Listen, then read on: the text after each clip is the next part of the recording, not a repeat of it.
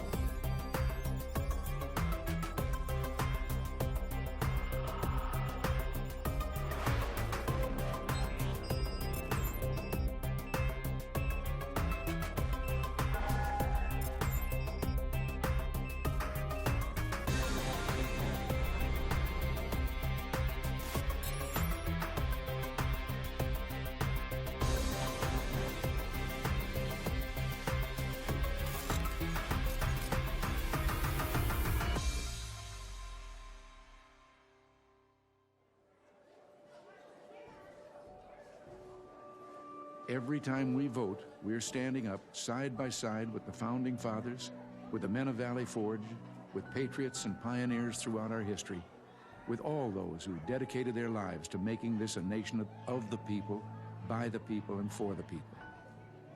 Elections are the lifeblood of our democracy. They are the mechanism by which the American people choose who is going to rule on their behalf and for their interests and welfare.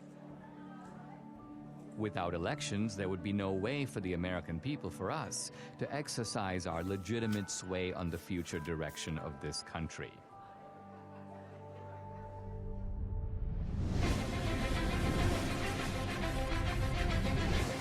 Polls now closed in half the country, and we are getting some interesting results coming in from those battleground states. If you're a Republican, you say, wow. If you're a Democrat, you say, uh-oh. You see, Donald Trump is now starting to widen his lead.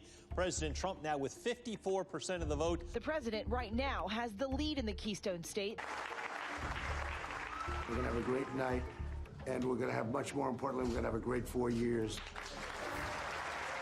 The 2020 election haunts the American mind. Here's where it gets really bizarre. At Fulton County, most populous county, it is Atlanta, they just stopped counting. Nevada, meanwhile, has stopped counting votes. They've all stopped counting for the night?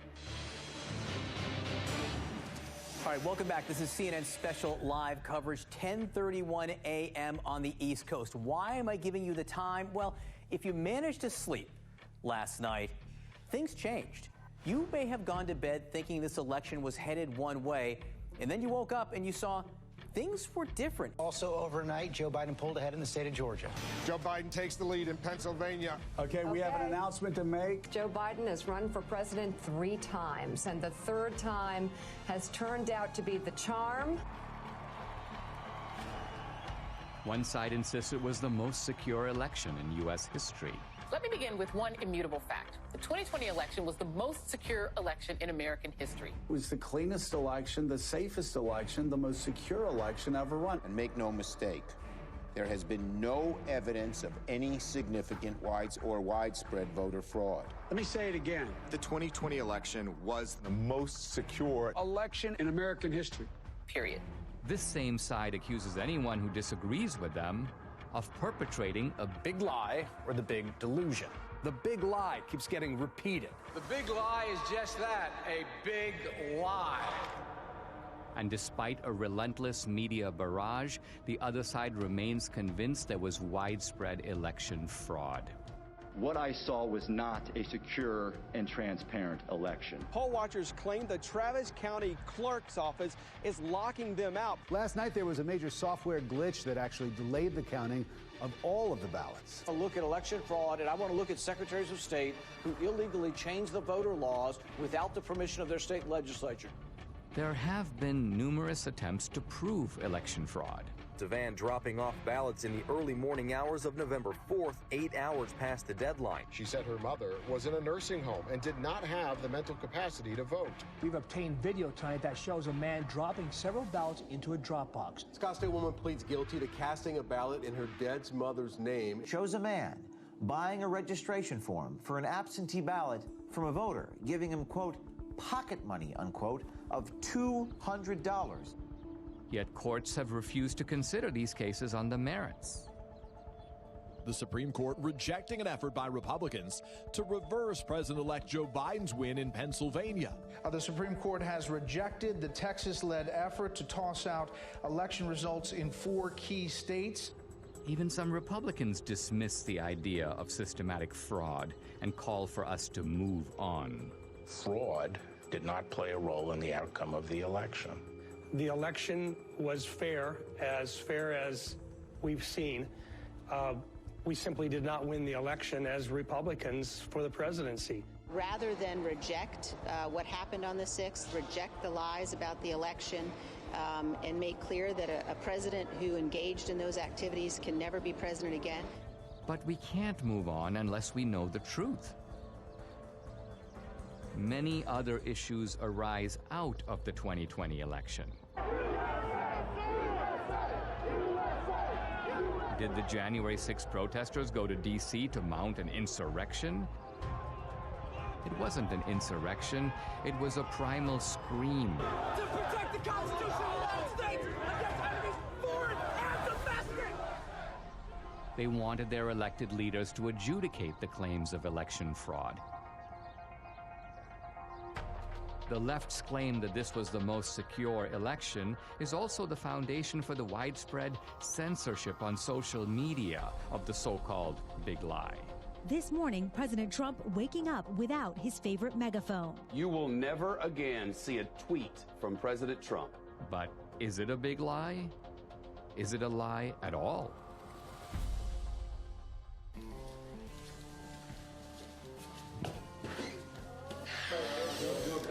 Yeah. Rolling. Sound speed. All right. Everybody got me? Yep. All right. SRP.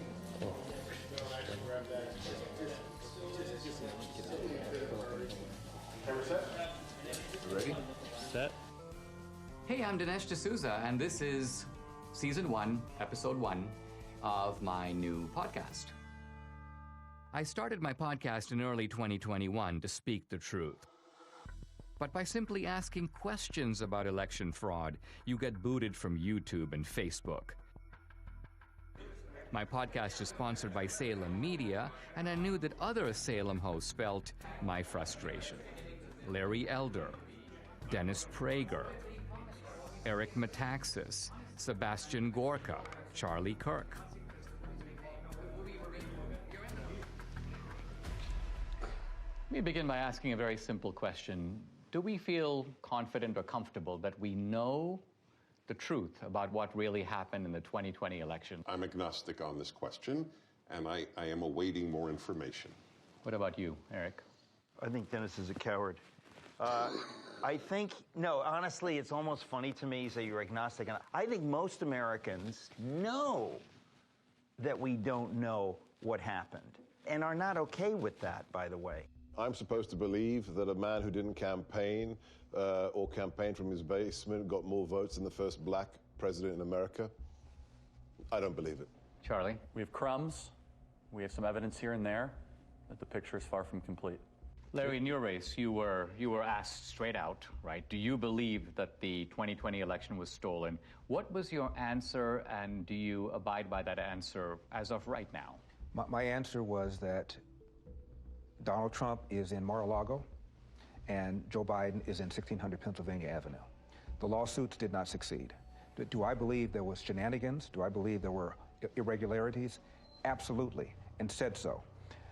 This is probably the most loathed president I've ever seen. I thought Richard Nixon was loathed. I thought George W. Bush was loathed because of the Iraq War. I've never seen the level of vitriol against this man every single day. I think there was a study that found 91% of the news of ABC, NBC, CBS nightly news against Donald Trump was negative. dogged by a bogus 2.5-year collusion investigation. And then on the eve of the election, this Hunter Biden story drops, which shows that Joe Biden completely lied about his lack of knowledge of what his son was doing, and it was suppressed. And even the CEO of Twitter later on admitted that it was suppressed and shouldn't have been. That alone would have altered the election. You add all that up, my point is, this man is so loathed, I wouldn't put it past the Democrats to do virtually anything to make sure he doesn't get another 4 years. If I believed the president were a Nazi, I might steal an election. If we were Germans in the 1930s, we'd steal the election from Hitler if we could. If I'm that indoctrinated, of course I can justify it. I think it was Jane Fonda who said that COVID was God's gift to the left, right? It wrecks the empirical positives of the Trump economy, but here's the other. It enables a whole bunch of things on the other side to change the rules of the election. So the point is, in a COVID environment, is it not conceivable that Trump could have lost fair and square? I think millions of Americans know something went wrong, and they have little pieces, and no one's really put it together. They know that there was injustice. They know it in their gut. They know it through the bellwether counties where Donald Trump won almost every single one of the predictive counties that show who's going to be president. And then they also know it where they went to bed thinking Trump was going to have 4 more years, and they woke up with the exact opposite. We have an individual who could fill a stadium with 60,000 supporters in 24 hours, vice an individual, you know, the famous photograph of the 6 empty circles at a Biden rally. We have an incumbent president who received more votes than any other incumbent president in American history, who actually got 10 million more votes than he did 4 years prior, and who received more support after 4 years of being called a racist and a white supremacist, more support from the Hispanic and black community than any Republican president since the 1960s. And he was beaten by a machine politician who couldn't speak clearly, who on the campaign stage would confuse his sister with his wife.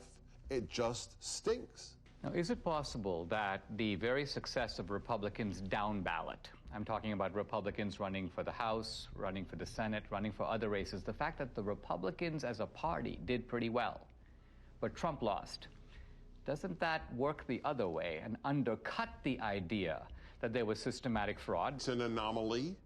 Because if he really, when a president really loses, he has tails.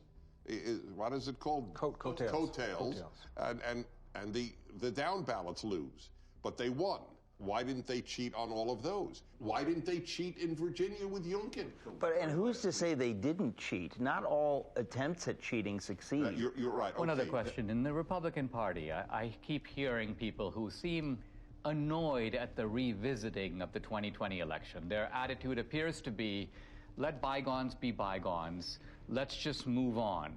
I think the reason that many Republicans are saying let's move on is because bold accusations require bold evidence, and they haven't seen it.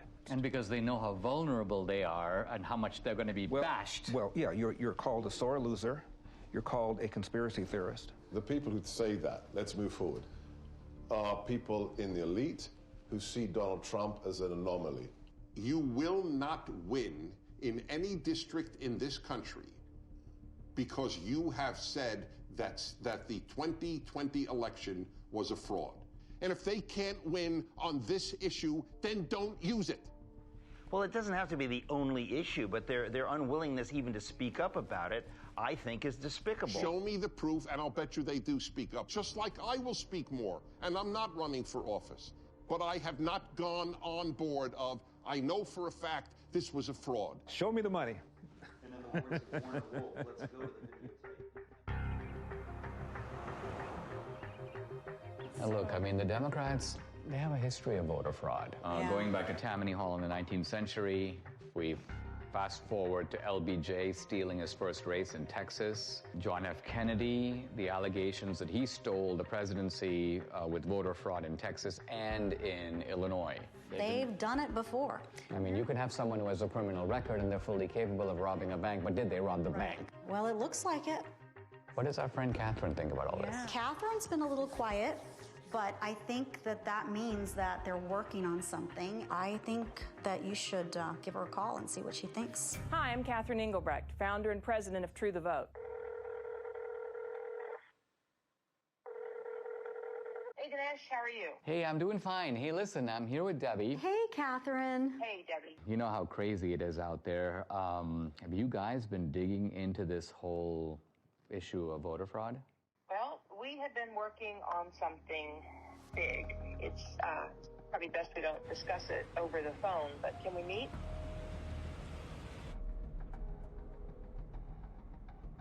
I've been working with Greg Phillips. I don't know if I've ever introduced him to you, but he has a deep background in election intelligence. He's worked projects all over the world. He's a massive 30-year experience.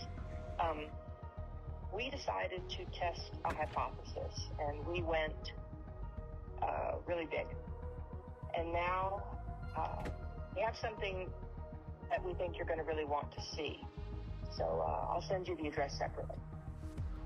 Now, Greg Phillips, what's your background that prepares you for this kind of work? I've been in and around election intelligence and integrity for about 40 years.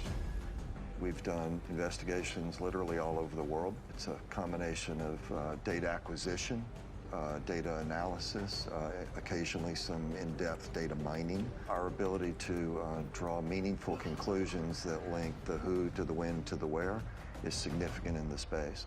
Catherine, you started the group called True the Vote in the year 2010. What was your mission or objective? We just didn't have enough volunteers working at the polls in our local elections. So we began by training people to work in the polls, and then as we got further into it, we recognized, wow, some of the problems you see at the polls can be attributed to problems in the voter rolls. Well, what can we do about the voter rolls? And so it turned into something much bigger than we had anticipated. True the Vote has the largest store of election intelligence for the 2020 elections in the world. No one has more data than we do. So I started True the Vote to ensure that every American voter has an opportunity to participate in elections. I think I became familiar with your work when you gave congressional testimony. Now, that was in the year 2014. In fact, I met you through Debbie, and I think what's interesting is that you not only have known Debbie for years, but you trained her. And Absolutely. I was a bilingual poll watcher. Oh, yes. So my Spanish language came in very handy. I was a poll watcher in Rosenberg, and the poll judge was telling this couple that came in Spanish who to vote for. And of course, she didn't really realize that I knew Spanish, and so there we go. And you busted them. I busted them. Yeah. So, Catherine, when you set up True the Vote, you set it up not so much, it's not a partisan organization. Is that because you saw shenanigans, problems with voting as coming out of both parties? Oh, absolutely. Plus, we need parity of parties at the polls. Well, you told me about this remarkable election in which you had vote harvesting and vote trafficking, but it was on behalf of a Republican candidate. Exactly.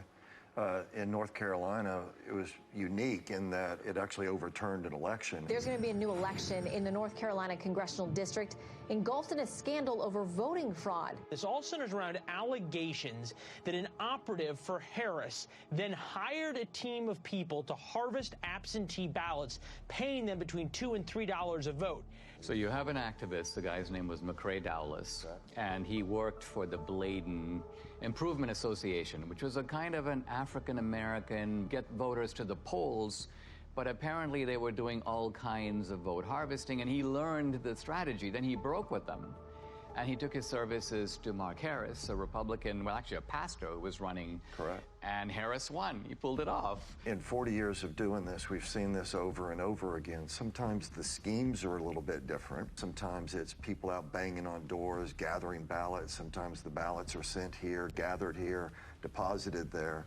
But the trafficking itself is always the same basic pattern. There's a nonprofit involved somewhere in the middle.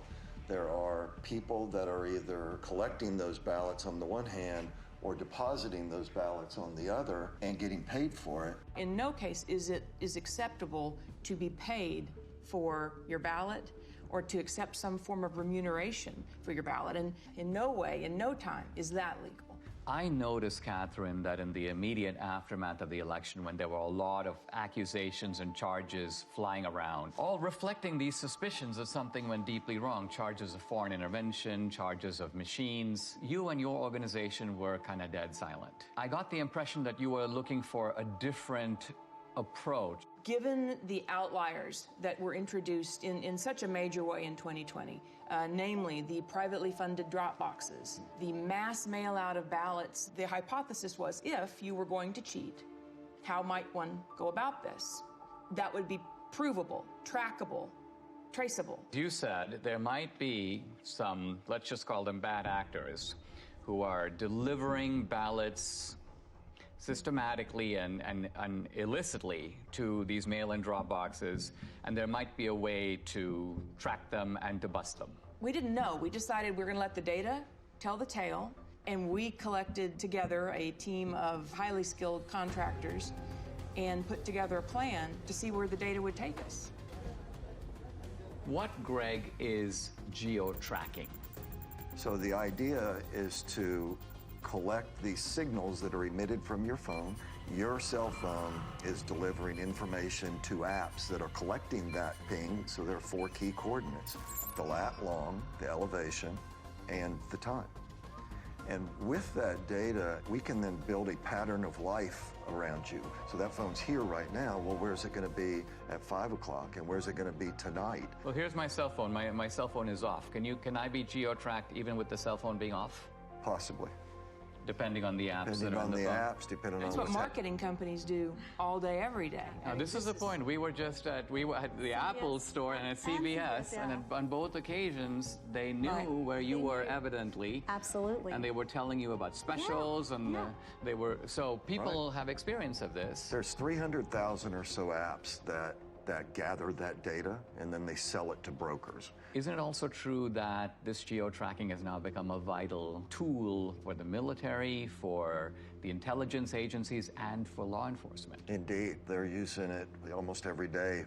I'll say that there's no question amongst anyone that I know in the community that many, if not all, of the people that were involved in the situation at the Capitol on January 6th were being tracked previous to January 6th, because they already knew what their pattern of life was. They already knew who to look at.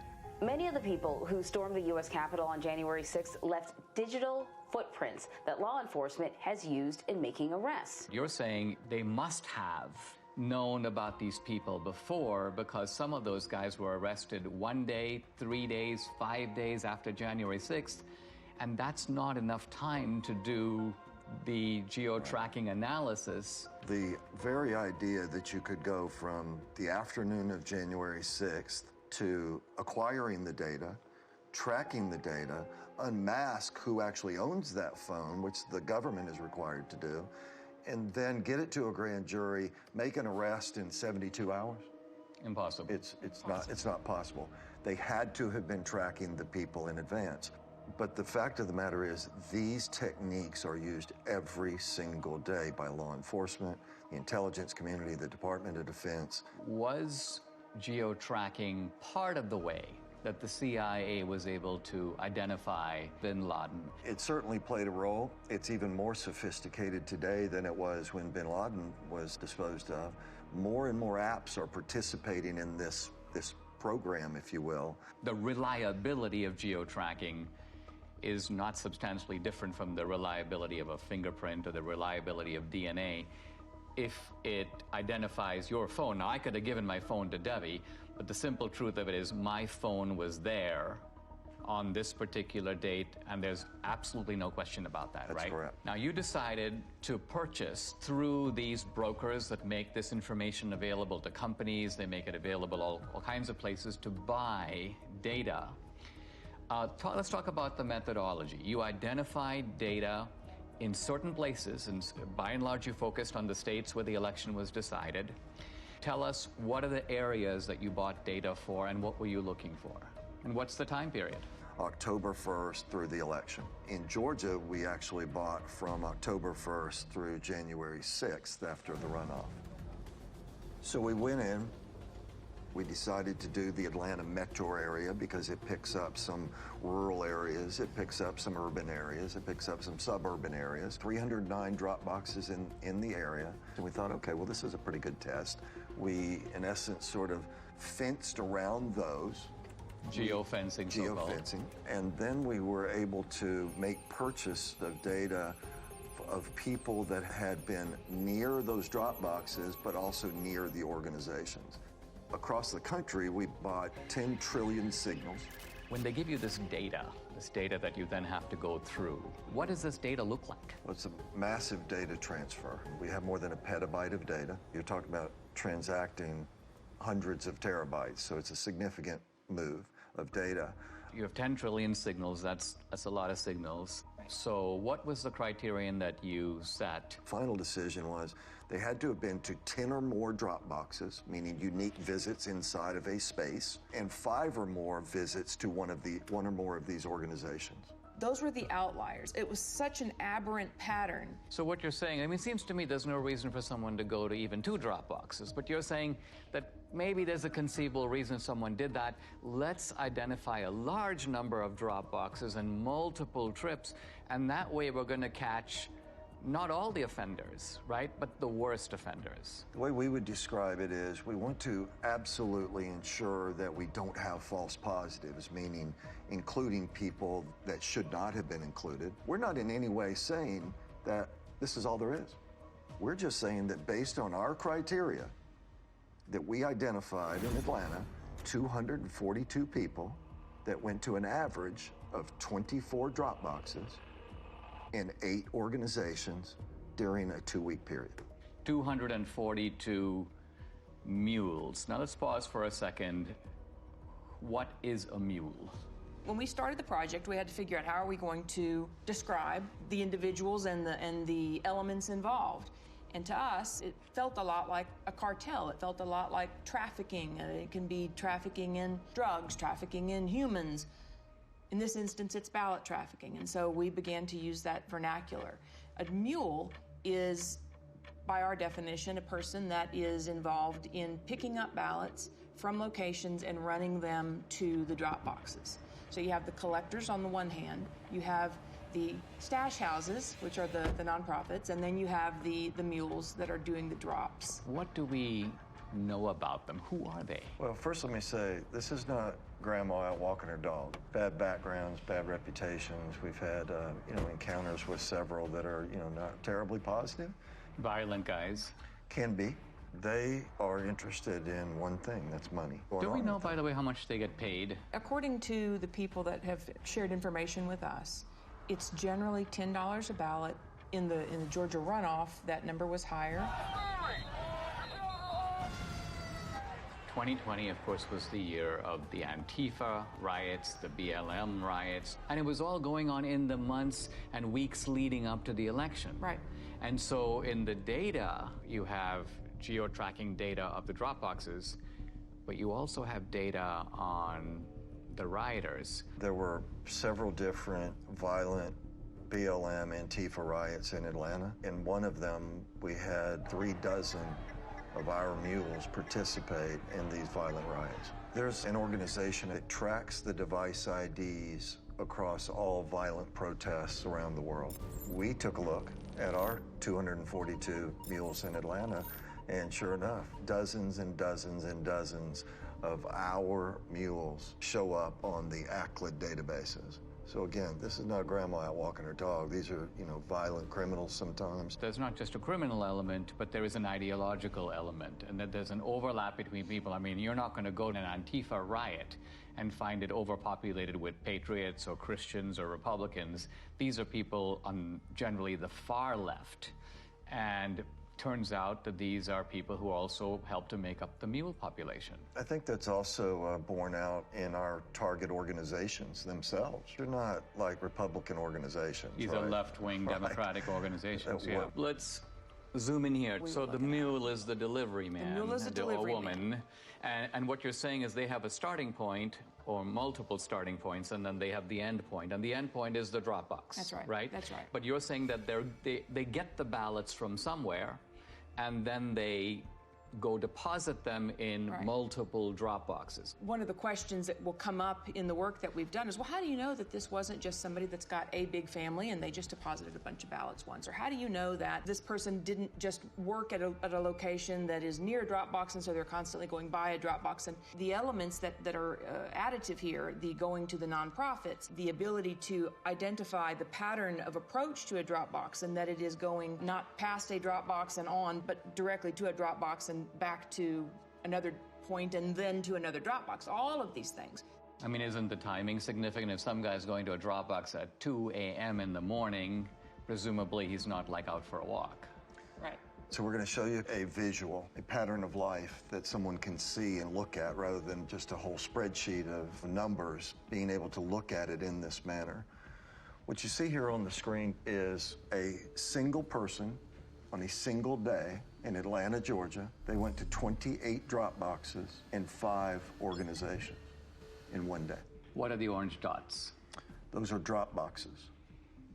And what is the blue tracks? That is a smoothed out pattern of life so that we could take the sort of the movement of the individual cell phone signals, marry them together into something that's visual so that you can see movement on the individual. To get to some of these drop boxes, you had to be intentional. You had to get off the highway, you had to go on surface streets, you had to turn in somewhere in order to get to those drop boxes.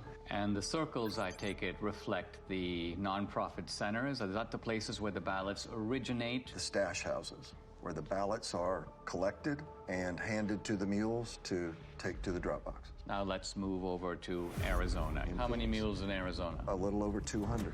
A little over 200. In Phoenix alone. The reason I think this is all very significant is because these were very close states, right? What was the margin in Georgia? 10 or 11,000, I think, in the end. In the end. And Arizona also extremely close. Yeah, very close. Then you moved on to Wisconsin, but our initial look was in Milwaukee. Gross numbers were a little down, but the average number of visits to the drop boxes was up. So instead of having only 24 unique visits, I think we averaged 28. I mean, maybe I've heard people in Milwaukee are really hardworking, and maybe they just went overtime. And then let's go to Michigan. We have more than 500 mules that we've identified in Michigan. Again, the number of boxes is lower. Now, where in Michigan? Detroit mainly, but we have people in Detroit that went to more than 100 drop boxes. I mean, this is stunning because it's like, I cannot think of a rational, kind of innocent reason for someone to do that. It just doesn't exist. No. So any reasonable person would say, you're onto something big here. We should take a closer look. Let's go to Pennsylvania, critical state. I think it was Pennsylvania that really gave Biden the election. Philadelphia alone, we've identified more than 1,100 mules at rates well beyond anything we'd seen. Closer to 50 drop boxes each. Each guy going to 50 drop boxes? Each. 1,100.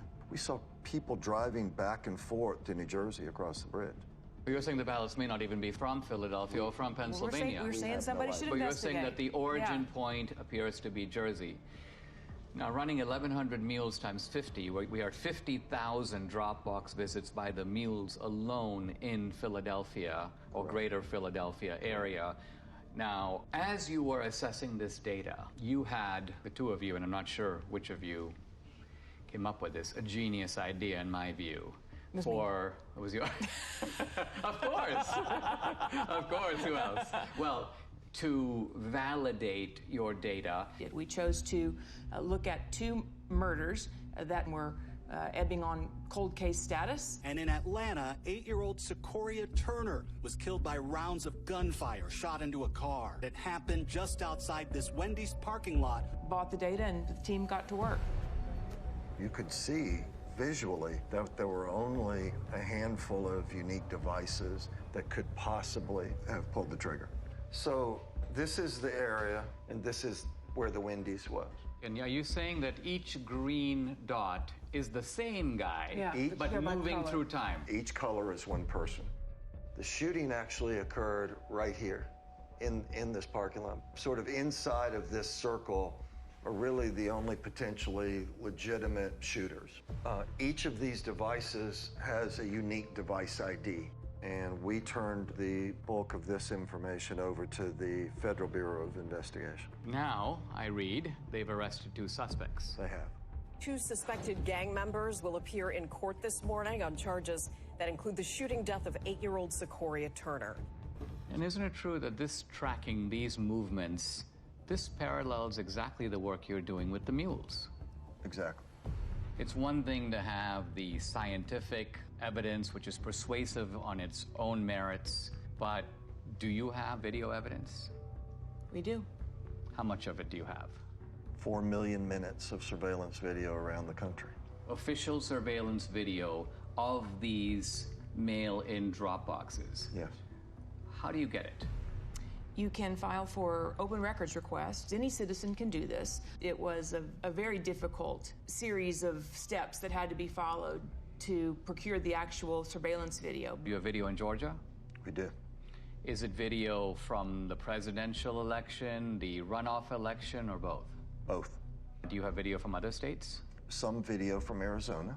We have recently learned video was specifically turned off on particular drop boxes. In which state? Arizona. Wisconsin, it turns out, even though the rules required them to have video. Did they do the video? No, they did not. There should be video on every drop box. Indeed. Given today's kind of cost of technology, it would not have been that hard to do it. And you sent me a screenshot, Catherine, where you were requesting video, and I believe it was the state of Georgia saying this video does not exist and we can't tell you why it doesn't exist. Right, that was in Fulton County. We have correspondence like that from a lot of states. In the absence of video, and that geospatial data is key to decoding, what the greater scheme was. But in the case of what we're going to show you now, what kicks it up a notch is that we have the geospatial data to support the video. Let's talk about some of the videos. So we're going to show you a couple different ones. This particular individual we have in a number of different locations at a number of different times. He's actually a mule. This is the official surveillance video of Georgia. Absolutely. And so as the person pulls up, they don't even bother parking. Of course, in the middle of the night, so why would they? He gets out, approaches the box. When people walk up with intention to cheat, they look around, they basically walk fairly quickly, they try to stuff them in, they try to get out of there. In this case, he drops a few on the ground, pick them up, stuff them into the box. And then he hustles back and hustles out of there. So this is what it looks like. It doesn't necessarily look like, hundreds of ballots being stuffed in. You don't need a whole lot of fraud, you just need a little in the right places over time. Is there a way to estimate, or even roughly, how many ballots are being tossed into a box at a given time? It might be 3 or 5 or 6 or 10 or something like that. The idea is to stay under the radar. And as Greg said, the number is, 3, 5, 10 ballots. But then they're not done for the day either. They're going place to place to place, day upon day upon day. And so that will not show up in your chain of custody documents, your tracking documents that would identify a big blip. I mean, they're not going up and dumping in, buckets full of ballots. On the other hand, we've seen circumstances where it appears that buckets full of ballots showed up. There's one box in Gwinnett County that had a chain of custody document with 1,962 ballots noted on this. And first of all, that's roughly 10 times what we normally see. We sorted through the geodata, found a few hundred people. Okay, well, that's pretty odd. We have video of all of this. And guess what it shows? 271 people approached that ballot drop box during that 25-hour period. 271. 1,962 ballots were deposited. Wow. Here are election officials pulling out of that drop box 2 full duffel bags containing over 1,900 ballots. Let's look at another one. Yeah, let's take a look at... Interesting thing about this person is the device seems to live in South Carolina. So this person isn't even from Georgia. She was here during both election cycles but is not a resident of the state. But as she approaches the drop box, she never looks at the trash can, right? She's looking the other way. But the other thing she has is she has gloves on. What one of our analysts noticed was these surgical gloves only appeared from December 23rd forward in the runoff. So we didn't see a lot of them previous to December 23rd, and we couldn't figure out why. And then it just dawned on us, well, on December 22nd, there was an indictment handed down in Arizona for people that had stuffed ballots, and the way the FBI nailed them was fingerprints. And then lo and behold, the next day and days forward. So this video is now from the Georgia runoffs. This is January of 21. This particular one is at approximately 1 o'clock in the morning on January the 5th. Stuffs her ballots in there. It's like a small stackish, maybe 3, maybe 4. Takes them off, and then puts them in a trash can that she never looked at. So she knew it was there. She knew it was there, right? And so we have her on a number of locations. She's an out-of-state mule, and this is in no way the only drop box that she attended. That's right. No, she's goes to dozens and dozens over the course of these 2 elections. Who's next? What you're going to see is he approaches the drop box on his bike. He also has a backpack on. Pulled the ballots out of his backpack. Taking his time. Taking his time, digging around, looking for some ballots. Finally gets that, pulls them out. Okay, now I'm set. And he'll put them in. But you also see him get sort of frustrated as he starts to leave, because guess what? At this point, they had started requiring the mules, apparently, to take pictures of the stuffing of the ballots. It appears that that's how they get paid. So they take a picture, and stuff it in, they take a picture, not a selfie, but a picture of the actual ballot going in. But this guy gets frustrated, so he actually has to park his bike, get off. So if you were there just casting your own ballot, what reason in the world would you have to come back and take a picture of the box? And he kneels down. Looking around. Takes some pictures. Okay, the next one. Yeah, so let me show you Dog Guy. So Dog Guy, middle of the day, this is actually at a polling place. So the people in line are waiting to go in and vote early. They're doing it the right way. Okay, now you've got some other people going to walk up. This lady doesn't care, but this next guy cares. He's watching the whole thing. The guy looks up, talks to him. Got the ballots under his arm already. Now he's got the rest that he pulled out of the bag. And he's going to get his camera ready to take the pictures as he puts them in there. If you consider the brazenness of this, right? This is the middle of the day. There's people sitting there watching you cheat. People that are doing it the right way. But it's difficult for them to know what to do, except observe and maybe say, what's going on here? What did I just see? They wonder, what does this all even mean if this is happening in broad daylight and nobody's doing anything to stop it? And so these are the kind of things, 4 million minutes of this. This was an organized effort to subvert a free and fair election. This is organized crime. You can't look at this data in its aggregate and believe anything otherwise. That's especially true when you consider that in places like Georgia, it was only decided by 10,000, 12,000 votes. And you look at 5,000 visits just from our mules, it's not a leap to say, yes, this would have made a difference. Adding these numbers up, we have 2,000 plus mules based upon not searching these whole states. And remember, we're only talking about a small number of states.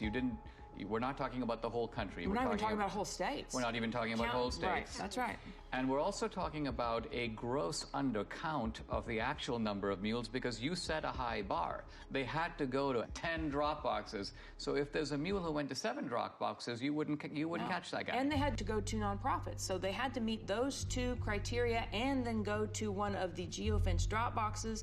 If they met the 2 criteria but went to a post office box, we're not going to look at them. One of the slogans of the Democrats through all this debate has been, make every vote count.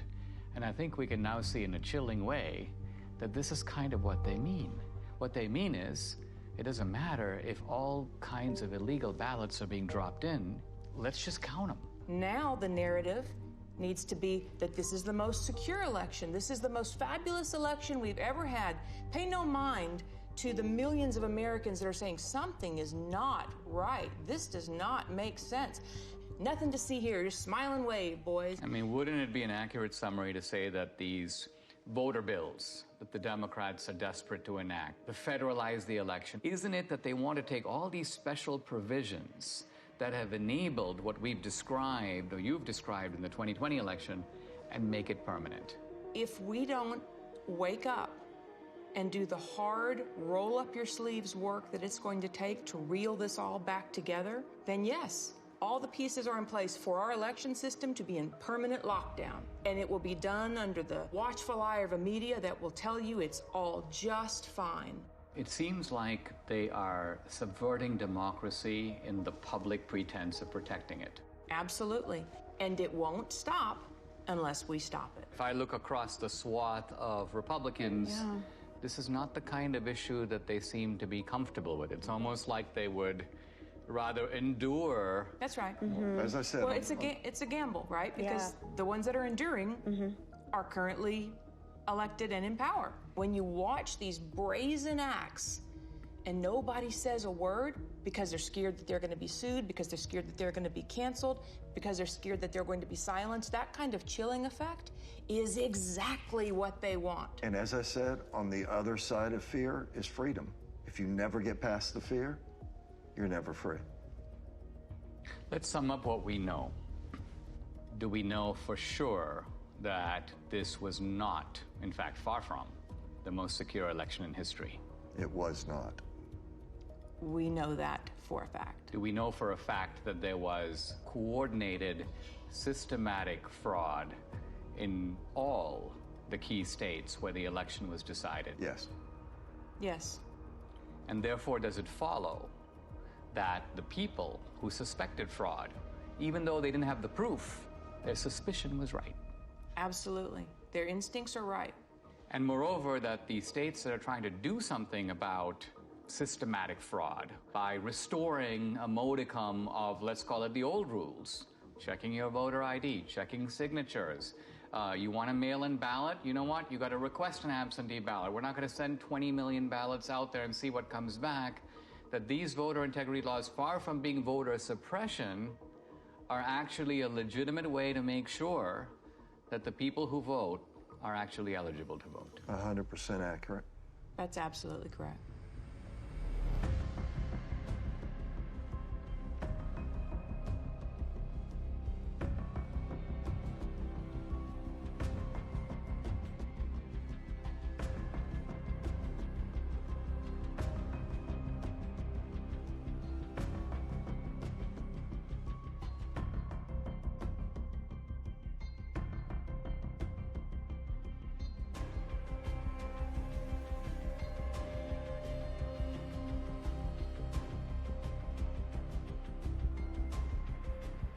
What you are seeing is a crime. These are fraudulent votes. In 2 of our 5 key states, you were allowed to give your ballot to be delivered by a family member or a caregiver. This is vote harvesting, but it's not the same as ballot trafficking. In no state in America is it legal for nonprofit organizations to collect ballots and pay mules to deliver them to mail-in drop boxes.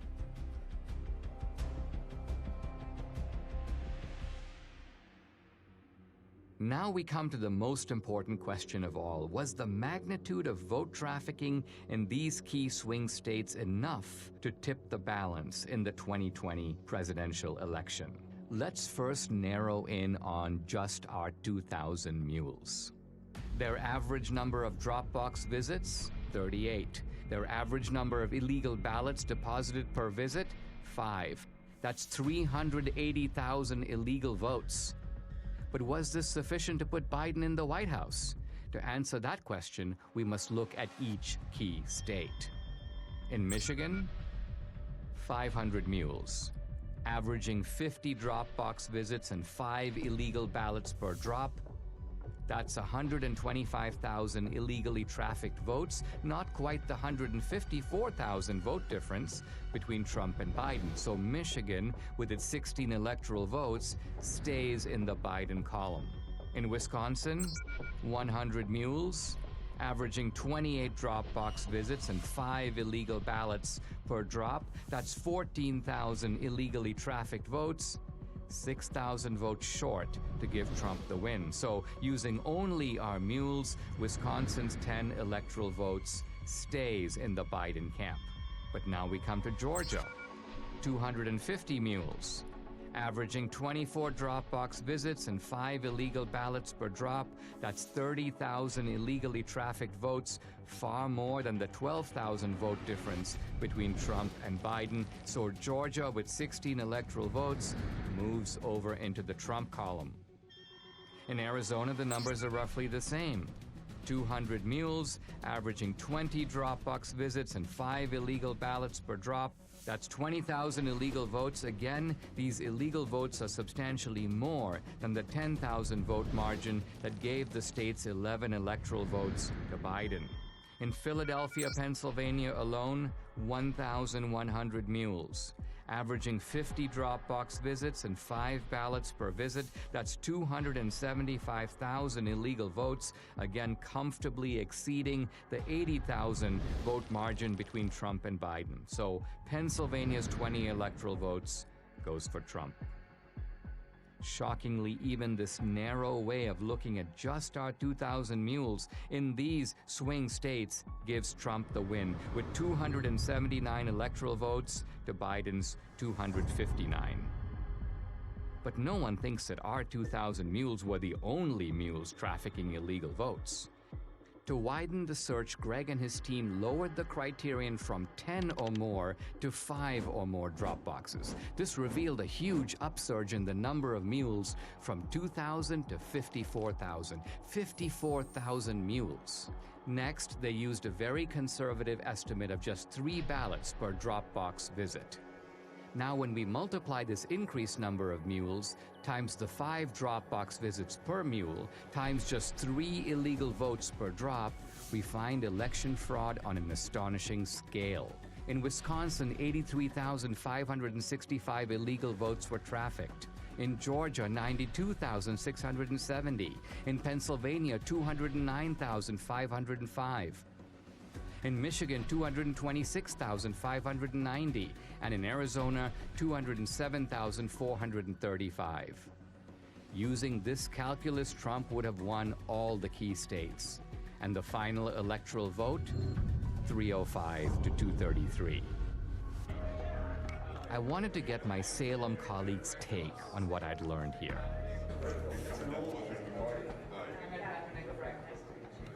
How did you get this video? Is this all surveillance footage? Is this like official status? This is all right. This is all acquired through open records. This is the way that we look at it. There's 4 million minutes of video. Well, these are official footage. This is official surveillance footage. It's indisputable. It was taken by the state itself. That's the only place that the video left, came from. I think, did not anticipate that anyone would go through this video. So this is 1 o'clock in the morning. Don't we all vote at 1 o'clock in the morning? Right. This seems silly, but somebody asked me, they go, how do we know this is not normal mail? This is a ballot drop box. Right. Okay, this is not the mailbox where we write your mom. She's got gloves on. She's got gloves on.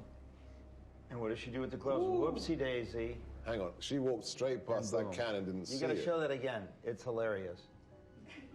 Look, she just walks in. So this is not the first time she's done that. No. So that one was in Georgia, is that right? Yes. So in Georgia, it is illegal to turn in anyone but yourself or your family member's ballot. It is illegal. Right? It is illegal. So forget the outcome. That's an illegal practice, what you just saw. That's right. Video number 2. Dog guy. This is called Dog Guy.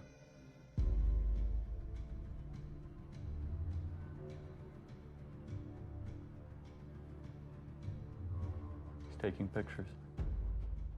Why would you do that? So you get paid. That's business. It's business. What do you suspect if you had actually caught this person at that moment, hand me those ballots, and the person did, what do you think you would see? Whose name is on it, in your opinion? Ineligible voters, people that have moved. Would you see legitimate ballots? There's an ambiguity in what you're saying. The ballot itself is legitimate. No, that I... Right, it's not a fake piece of paper. Yes, right. Okay. But again, remember, when you mail in a ballot, you have a security envelope with the signature verification standard that's been all but washed away. And as soon as it's taken out of that envelope, then you have a disconnect, and the ballot is private. It's a virgin sheet of paper. The ballot is private. The only private. ID is on the envelope on the outside. This is an example of multiple ballots. So this 3:57 a.m. Prime voting time. Got to beat the lines. This person comes up, Right. and what you're going to see is when you try to put too many ballots in. He needs a shoehorn. And we have lots of those where they're just jamming them in and then they fall on the ground. And when you can jam Well, them... I mean, this alone is, to say the least, suggestive. Who's voting at 3:57 a.m. with a whole bunch of ballots? And then being able to match that ping where he's standing there to the next place he goes. So we're seeing videos of one. Right. But each one of these, went to... On average, Do you have 23 video times. of the same guy going different places? Yes. Right. This is their pattern of life. So in one night, this person, this mule, went across 6 counties to 27 different drop boxes, 5 different organizations. So he was getting the ballots from the organization. Correct. The Republicans had no idea this was going on during the election. Trump, to his credit, tweeted out in July, mail-in ballots are a disaster. And he was attacked so hard by Kemp and Ducey and so many. But he didn't have this information, obviously. His instinct ended up being right. This is the tip of the iceberg. You're talking about extraordinary criminal activity, but there's a ton more, you would guess, that you have not even touched. You are talking about 200,000-300,000 ballots that were just harvested in only your geolocated locations. But you are talking, what, 5% of America? Less than 5%. Okay. So the case closed. Sorry, gentlemen, lady. Case closed. All right, so I do a heroic thing that not necessarily others here do. I read the New York Times every day. That's crazy. We're sorry for you. It's my martyrdom. They claim all of these places we have found maybe 4, maybe 50 phony ballots. These aren't phony ballots. Right, No okay, one's so ever, wait, this is a but very they're novel phony, wait, they're phony names. No. There's no name on the ballot, Dennis. Okay, let's say we got access to every single ballot thrown into the ballot boxes. Would we be able to prove this is a fraud? It's the perfect crime because it cannot be curated after it is committed, because the evidence has no connection to the person who is meant to be voting. That's the problem. As soon as it gets taken out of the envelope, the identity of the voter we're claiming, disappears. so the vote from John Doe is from a John Doe who is dead or a John Doe who is moved. Is that correct? Or voted somewhere else. Or voted so. Why is that not provable? There's an easy way to bust it, but it's not the way you think. It's not to go find the ballots in the ballot mix. You can't do that. The way to find it is these guys have the cell phone identification of all the mules, all of them. So law enforcement has to step in at this point, and their next step... What were you doing 7 is times? Is to go and interview the mules. Who paid you? Right. Where'd you get the money? Will any state's law enforcement do this? This is a big question. The mules aren't going to fess up. They know they're participating in something that is Well, you've got them on videotape. You've got 2,000 people who are committing felonies. Right. I'd like you to just reflect about what you've learned today and how you're feeling and thinking about it. It's just sickening to me. This is jaw-dropping. What you showed is frightening. Republicans had no clue this was going on. I wondered, were there any Republicans who did know? Investigative journalist Heather Mullins interviews a whistleblower hired by the National Republican Senatorial Committee. I was hired by the NRSC. My job was basically to watch the ballot boxes. And this was for the early voting in Georgia. So that started on December 14th. It ended on the 31st of December. And we would monitor that box from 8 to 8 all day long.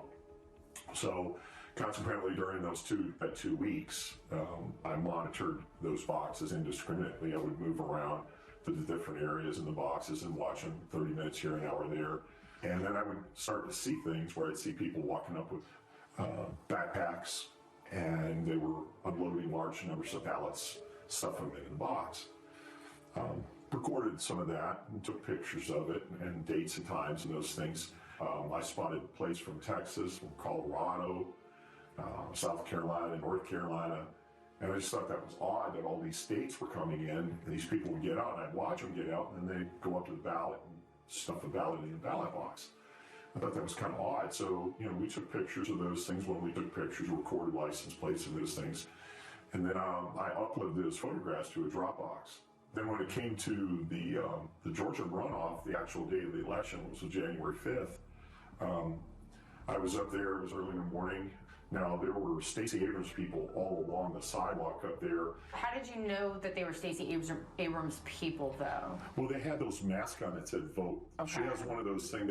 This was during COVID, right? And they were part of that initiative. I knew that she was part of that initiative that she had going on about get out the vote kind of thing. So it was Democratic Party and it was Abrams people that were, they were all interacting with each other. And then the local Democratic Party chairman was there also. About 6:30 that evening, we noticed there was a couple, a female couple. These two ladies had run up and they had a big stack of ballots. And we were standing there and they tried to shove the ballots in there. And I'm looking at them, we're taking pictures, and the other gentleman took some video and everything. And she turned around and looked at us and she said, "What are you doing?" And I said, "Well, we're taking a picture." And she said, "Well, you can't do that." And I said, "Yes, I can." And she got mad. And she ran up the sidewalk and left. So you're saying the NRSC was made aware that there were people stuffing drop boxes at specific dates and times? Yes. So with what you witnessed during your time watching these drop boxes, do you believe that that was enough for law enforcement to get involved? Oh, definitely. But after several weeks, no contact or anything, and, I just... Now, so you're saying, though, if somebody had contacted you, you would be willing to testify to these things and give those depositions under oath? I would have had to. Yeah. I would have had to.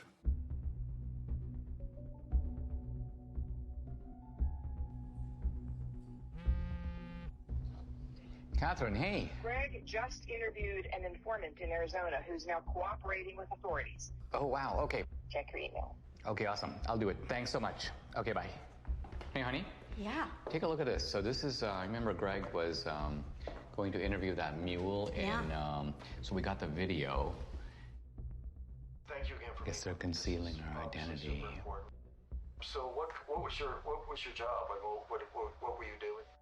Receptionist. So at some point, you were asked or sort of instructed, I guess, to start receiving people's ballots. I was just instructed to go ahead and receive ballots from various people, females mostly, and on Friday they would come and pick up payment.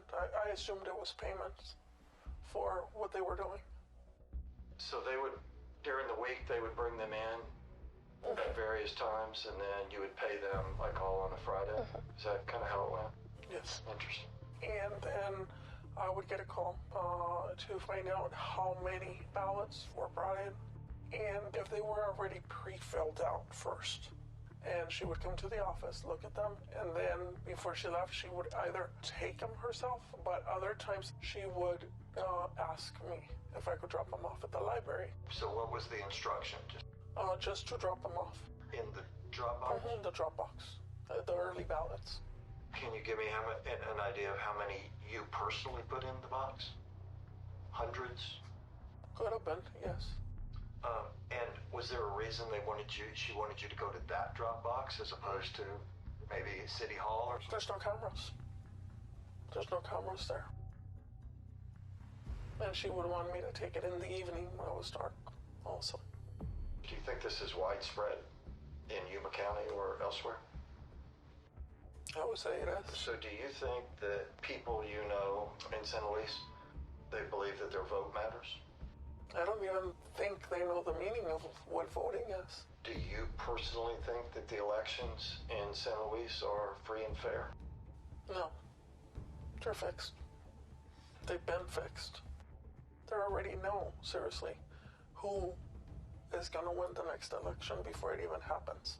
How do you think this affects the community, especially the Hispanic community? Because it seems like they're preying on minorities.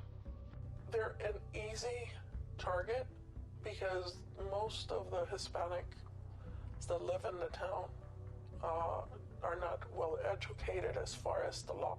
They look at it mostly as, oh, she's trying to help us because we're older, because she's having someone come and pick it up at my house, because I don't drive. Most of them, maybe, I would say honestly, 90% of the elderlies that live in San Luis don't drive or have relatives that are willing to drive them to do this, to go to the voting polls. Back when I first moved into the city of San Luis, I did have somebody come and knock on my door and ask for my ballot. And it was somebody I knew and that I had known for many years since I was a child. And up to this day, that person does not talk to me because I said there was no way I was giving them my ballot. What a brave woman to do this. Totally. I call it the Mexican mafia, seriously. Because they work like that. It seems like we need to do a better job of maybe educating folks or helping people understand that this stuff's not okay. I offered a long time ago. But again, they told me, oh, don't do it because you're going to end up in the trash can in pieces. What do you think it's going to take to get this trafficking to stop? For people to get caught and pay the price. Wow. Unbelievable. We know that the mules got their stashes of ballots from these activist organizations. But where did the activist organizations get the ballots from? Hans von Spakovsky is a former member of the Federal Election Commission, a senior fellow at the Heritage Foundation, and co-author of the book Our Broken Elections. I will say election fraud is bipartisan, but most of the cases I see are, unfortunately, the Democratic Party. Hans, you just watched a mule kind of fessing up about participating in this trafficking operation. Is this kind of a mule operation something familiar to you? But unfortunately, this is so common in some parts of America, particularly the Hispanic community, that they have a special name there. There they call them politiqueros. And these are individuals who are paid by campaigns or political parties to go into neighborhoods and collect absentee ballots to pressure and coerce voters. People who observe election fraud have commented that absentee ballot fraud or mail ballot fraud is the easiest and the most common type of election fraud. Why is that? Well, because they're the only kind of ballot that is voted outside the supervision of election officials and outside the observation of poll watchers. Transparency, as you know, is very important in the election process, and there's no one there at a voter's home to observe what's happening. Also, remember, when you're in a polling place, you fill out your ballot and you then deposit it directly into the ballot box. That obviously is not what happens with absentee ballots. There are some states, I believe about half of them, about 27 states, that allow voter harvesting. And by voter harvesting, what we mean is that you are allowed to give your ballot to someone else and ask them to deliver it. Now, are there any states in which you're allowed to pay mules to deliver ballots to drop boxes? No, you're not supposed to be doing that. And allowing vote trafficking to begin with is a huge mistake because you're giving third-party strangers, you know, candidates, campaign staffers, party activists, all people who have a stake in the outcome of the election, you're giving them the ability to handle something very valuable, a ballot. Voter fraud is almost incalculably rare in the United States. Does it ever happen? Okay, occasionally it does happen. But it doesn't happen on a national scale. It doesn't affect the outcome. It would affect the outcome. I read these days constantly that election fraud, well, it could occur, but those cases are extremely rare. They're so episodic, they don't have the ability to tip an election. Is that true? Fraud happens often enough that elections get overturned. I mean, just go back 3 years to 2018 and a congressional race was overturned. I can cite to you another case in Mississippi. It was just overturned by a court because of fraud. Same thing in Florida. But look, that's just the tip of the iceberg. Now, we've shown that you've got these mules who are picking up these ballots at various vote stash houses. Hans, where do these organizations get ballots? Well, to quote Shakespeare, let me count the ways. You know, everything from filling out absentee ballot request forms for voters, but having the ballots sent to them, to actually going to the voters and obtaining the ballots from them, to stealing them out of mailboxes, to actually using high-quality photocopy machines to make their own ballots. Look, these cases unfortunately go on all the time. You can go to 2018, which wasn't that long ago, in North Carolina. Leslie McCrae Dowless is accused of mishandling absentee ballots in North Carolina's 9th District. Dowless would frequently obtain this report from the Board of Elections, looking for the date an absentee ballot was mailed and if it had been returned. Ginger Eason, who first told me she was hired to pick up ballots, and Kelly Hendricks, who testified she did the same thing. What would you do with the ballots after you picked them up?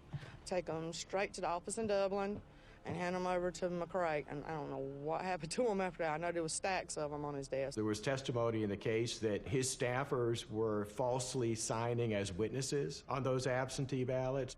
Because he had done this before, he actually apparently had signatures of voters from prior elections in his offices. Voter rolls are in notoriously bad shape. States do a very bad job of taking people off who are no longer eligible because they've died or moved away.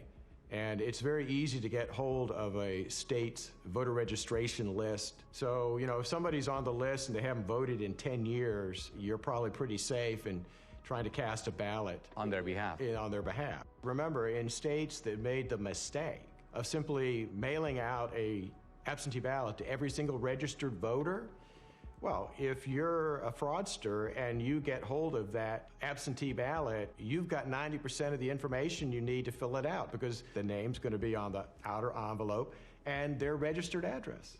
Let's follow the track of these mail-out ballots, right? Let's just say you got students on a campus, they've voted, but then they graduate, and obviously they move to a different state. If they're on the voter rolls, is it not a fact that mail ballots will be arriving in the dorms and and so presumably they're not going to be that hard to scoop up if somebody knows where to look for them? No, that's exactly right. And you know, I work in the District of Columbia. They mailed out absentee ballots to all of their registered voters, and I can't tell you how many phone calls I got from people that I know saying that not only had their ballot arrived in the mail, but 5, 6, 7 ballots all coming into their apartment for people who used to live there. Now, a former Supreme Court justice in Wisconsin named Gableman has done a preliminary report. He talks about the fact that there are approximately 90,000 people in Wisconsin who are in resident care facilities or nursing homes. So she's basically not capable any longer of even remaining awake for more than a few minutes. And so are you surprised that she voted in February 2021? Absolutely. But I was surprised to hear that she voted in the last presidential election. Much to my surprise, she had voted off and on for the last 10 years. I guess in my mind, I thought if you put your parent into a facility because they were incapacitated, they would not even be offered the vote. They make you vote. They make you vote here? And so how do they make you vote? Because I didn't want to vote, and they told me I had to. That is a real problem. Clearly it was a problem in Wisconsin 2020, but unfortunately that's a perennial problem in other states too. What happens is you have staff in those nursing homes. Sometimes they are activists politically. They get these individuals registered to vote, or if they're already registered to vote, they will request absentee ballots in their name, sometimes forging their signatures, and then filling out the ballots for them. Just prior to the 2020 election, the state of Texas indicted a social worker in a home for young people who were basically mentally incompetent. She had sent in over 100 voter registrations for these individuals who were not legally competent to vote. What about homeless shelters? Look, if a homeless individual is mentally capable, they ought to be able to vote. And if the only place they can list as a registered address is a homeless shelter, that's fine. But the problem there is that it's very easy, I think, for them to be intimidated and coerced. In Chicago, the largest election fraud case the U.S. Justice Department ever prosecuted, they were paying homeless individuals to cast ballots the way they wanted them to cast ballots. What made you want to do this? What made you want to get involved? Well, I knew election stuff was supposed to be something good to do, and then plus I needed a little extra money to get Christmas for my son. So that's why, the main reason I did that. Who do these fraudsters pick on? They pick on the most vulnerable in our society.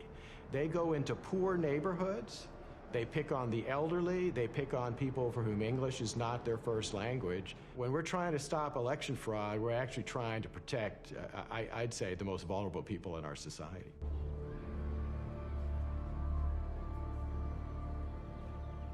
We now know where the ballots could have come from, but to pull off a heist like this on a national scale would take deep pockets.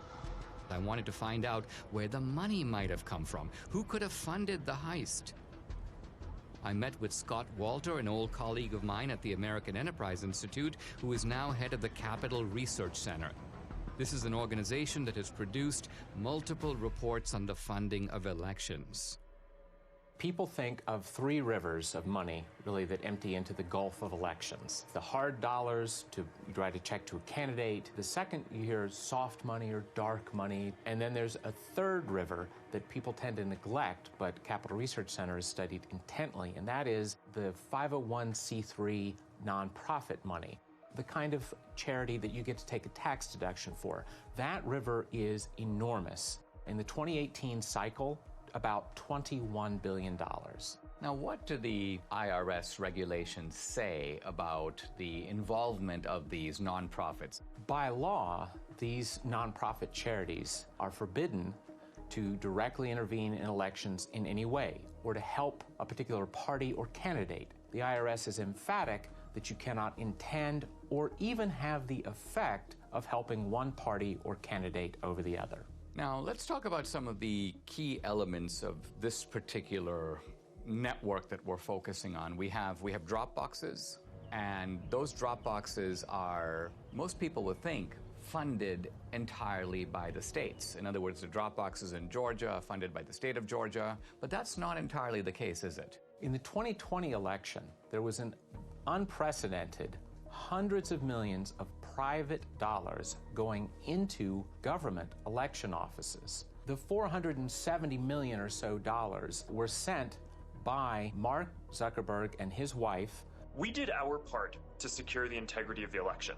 There were a few other places that put in much smaller amounts. One entity that put in $25 million was, again, a nonprofit that's part of the Arabella Advisors, which as a total empire in 2020 took in $1.7 billion.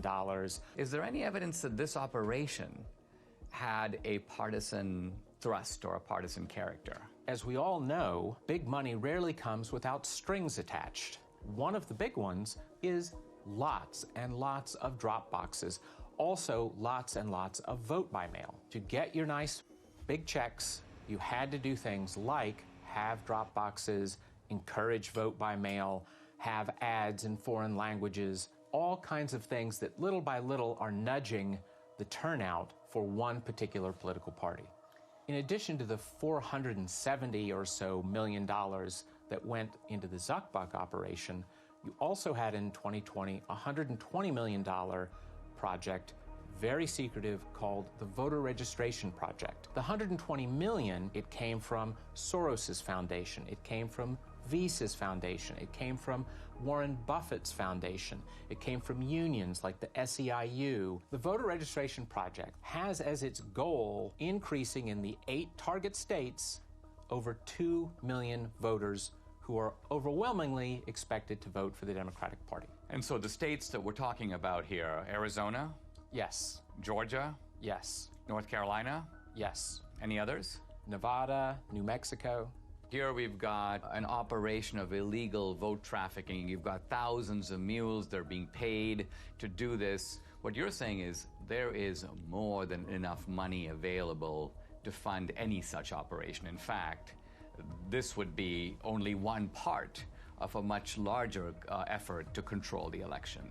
We are talking $500 million in nonprofit charitable funds flowing into efforts to register and get out the vote for Democrats. Most of the left-wing mainstream media, when they reported on the Zuck bucks going through, they made it sound like, oh, it's all going to go for masks and, you know, plexiglass and all. And every study that's ever been done of some of the grants to the big cities found a few percent maybe going to help people that way, and the massive amounts of money going into ginning up the vote-by-mail operation and the drop box operation and those sorts of things that benefit one political party. How confident should we be that this will be a fair election? They're sending millions of ballots all over the country. This is going to be a fraud like you've never seen. Trump predicted. He said the Democrats are going to cheat, that they're going to use the pretext of COVID, they're going to rig the rules in their favor. Nevertheless, Republicans focus their efforts on the campaign, while Democrats focus their efforts on the process of actually running the election. The two sides don't approach elections in the same way. The Democrats, they understand that the rules, the process by which elections are conducted is just critical. We must now face the chilling reality. The Democrats conceived the heist. They funded it. They organized it. Then they carried it out. They rigged and stole the 2020 presidential election. We cannot be okay with this. We cannot simply move on. Guys, I'd like to have your honest assessment on what you've seen, what you've heard, and what we can reasonably draw from it. What do we have empirically? We have data, geolocated, we have footage of people harvesting ballots. Do we know who those ballots were for? We can't know who they were for. However, you have to inject common sense. Are we saying that in the centers of Democrat-held districts, we are seeing hundreds and hundreds of visits to drop boxes with pro-Trump ballots? It beggars belief. It's ballot laundering. Looks pretty convincing to me. I don't think we'll ever know the full story. And what makes this crime so compelling and unique is that once the ballot enters the system, it's really hard to reverse engineer it. But when you have the cell phone geolocation data and then the actual footage of them doing what you would expect them to be doing, taking pictures of the ballots, taking gloves off, visiting multiple times, I mean, it seems pretty clear to me, and it explains the sudden spike in Biden's support that we saw late at night, the kind of instinct that people had. The control of the U.S. Senate went through Georgia with so Chuck Schumer's majority leader, probably because of what we just saw. And then I'd like them to answer the mules. If they say it's clean, then be honest and say, okay. They have two ways they'll try to invalidate it. One is minimizing and then slander. Yep. Right. So they'll try to slander Dinesh personally. They'll say, oh, Trump pardoned him or whatever. Therefore, he's trying to get back at Trump to try to reinforce the big lie. I could already see the headline of the Washington Post. Trump pardoned ally comes out with questionable movie. I predict right now they will say, what on earth is a conservative doing tracking private citizens? Gee, how dare, what is Dinesh D'Souza doing to voters at 3 a.m.? In fact, I mean, that'll be part of it. Intimidation will be the word. Right. The word will be intimidation. They'll say no person is safe. Communities of color are being tracked. People like in black neighborhoods are now going to have to fear for their life that their cell phone pings will be paired. And this is Jim Crow 2.0, Dinesh. I disagree that this is not going to be compelling enough. This is a smoking gun. This is O.J. Simpson being seen leaving the scene of the crime. I don't care how partisan you are. You can't dismiss all of this. How do you explain somebody going to a whole bunch of different drop boxes with a whole bunch of different ballots on the same night at 3:57 a.m. in the morning? How do you explain that? That alone. I'm sorry. I think a whole bunch of people in this country are going to go, oh my God. I think that if every American saw that, I think it would move the needle. However, their ability to keep their side ignorant is total. It's going to be impossible to keep a lid on this thing. Well, this movie is an Overton window moment, right? So documentaries can do this every once in a while. Michael Moore did it. He moved the Overton window on many different topics 20 years ago. Al Gore did it with climate change. It'll happen, as Ernest Hemingway said, gradually and then suddenly. Because it's not just how many people are going to watch this film, it's who's going to watch it. It's going to be lawmakers. It's going to be people that work for the Bureau. It's going to be someone somewhere with a conscience that has power and to say, this is a problem. It can't be dismissed. It can't be dismissed. They have ruined Election Day in the United States of America. That's provable. And that's enough for me to fight the left with every fiber in my body.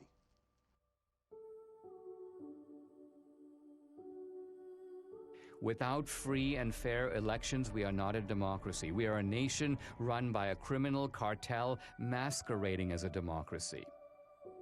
Never in U.S. history has a presidential election been as thoroughly corrupted by coordinated fraud across multiple states as we now know took place in 2020. Today, totalitarian regimes camouflage their fake elections with appearance of democracy, but they're not real democracies. We don't want to join them. Our elections must represent the will of American citizens. We who believe in constitutional democracy must be diligent. If we give up, they win. In fact, if enough of us give up, they won't need to cheat anymore. Don't stay home. Get involved. Get out and vote. Do what is necessary to save this great country. The America we love needs us now more than ever.